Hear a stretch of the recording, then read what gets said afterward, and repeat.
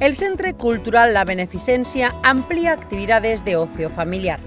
Abre las puertas a un nuevo espacio dedicado a la promoción de los recursos patrimoniales y culturales de los pueblos valencianos con Els Pobles a la Bene. Cada fin de semana, un municipio de la provincia visitará el Centro Cultural de la Diputación para dar a conocer sus tradiciones. Una nueva propuesta que arrancaba el pasado mes de enero y que afianza así la amplia programación cultural de la Beneficencia y de sus museos con un nuevo modelo de ocio y cultura que apuesta firmemente por la difusión del patrimonio local.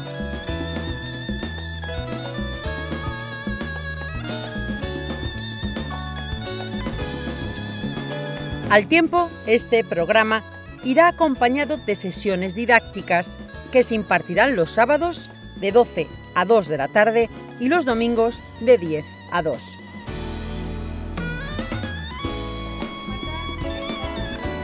Esta nueva actividad de la Beneficencia enlaza con la filosofía marcada por el presidente Rus de potenciar y divulgar los recursos turísticos y culturales de la provincia de Valencia.